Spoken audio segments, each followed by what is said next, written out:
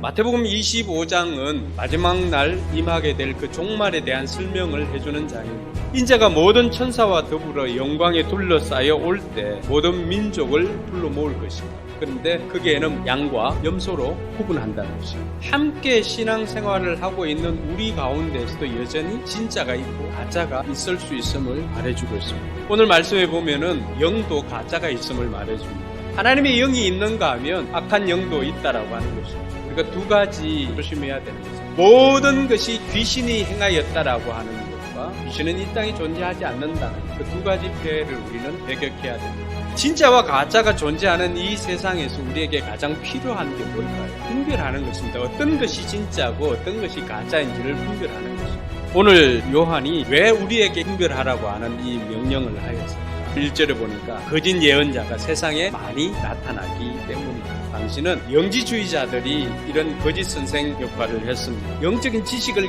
깨닫는 것이 구원이다라고 말했던 사람입니다. 이들의 대표적인 주장은 영적인 것과 육체적인 것을 분리를 합니다. 영이 육체에 갇혀 있는데 갇혀 있는 영이 육체로부터 해방되어지는 것을 구원이라고 설명을 합니다. 예수님의 성육신은 육신처럼 보일 뿐이다라고 하는 주장을 합니다. 그것을 우리는 가현설이라고 합니다. 마태복음 24장에도 그들은 큰 표징과 기사와 기적도 일으킨다고 말하고 있습니다. 그런데 할 수만 있으면 선택받은 사람들까지도 홀리는 것이라고 말합니다. 고린도후서 4장 3절과 4절에 보면은 복음의 광채가 비치지 못하도록 막고 있는 것이 이들이라고 말합니다. 그러니까 여러분들이 전도할 때마다 그 전도 대상자가 어떻습니까? 왜 하필이면 그때 시골에서 손님이 오고, 왜 하필이면 그때 안 아프던 아이들이 아프고, 왜 하필 그때 바쁜 일들이 생각날까요? 나타나는 현상은 다양하지만 그 배후에는 이 세상 신이 믿지 않는 자들의 마음을 어둡게 하여서 어떻게 하든지 이 사람에게 복음의 광채가 비치지 못하도록 막는 역할을 하더라고 하는 것입니다.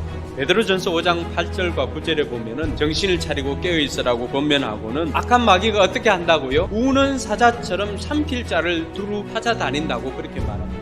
정신 차리고 깨어있으라는 것은 공동체를 통해서 함께 힘을 모아서 그 악한 것들을 대적하라고 하는 것입니다. 오늘 우리가 분별하라고 하는 이 요한의 음성을 듣고 분별하기 위해서는 기준이 있어야 되잖아요. 기준.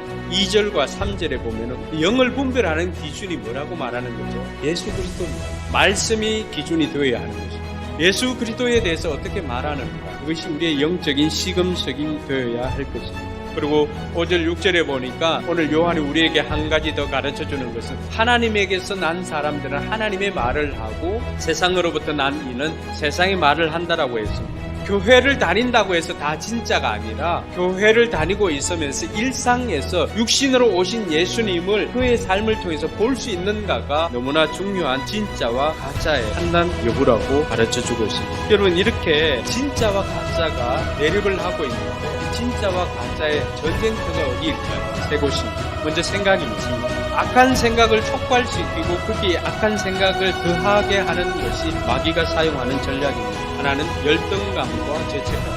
그 다음에 우리 마음이죠. 다만 4장 23절에는 무엇보다도 너는 내 마음을 지키고 그 마음이 바로 생명의 근원이기. 그래서 우리의 마음을 지킬 수 있는 방법이 뭘까? 흠을 주지 않는 것입니다. 그런 환경을 만들지 않는 것입니다. 여러분, 누구나 다 연약함이 있습니다. 그 연약함을 계속해서 감추고 하다 보면 우리의 불안, 근심, 걱정, 염려, 두려움이 더 자라게 됩니다. 그럴 때 솔직하게 어떻게 합니까? 인정합니다.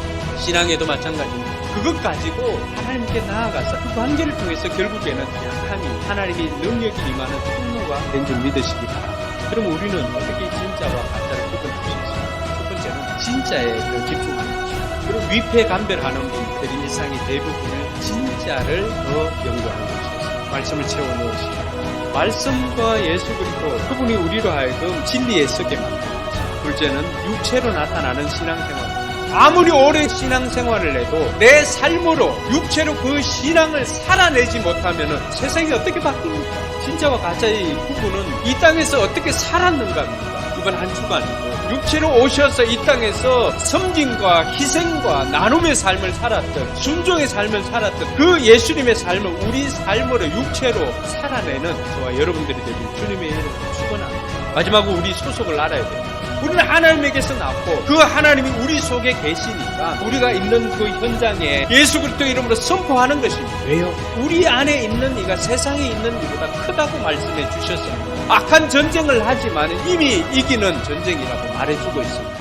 사랑하는 성도 여러분, 우리의 소속은 하나님께로부터 났습니다.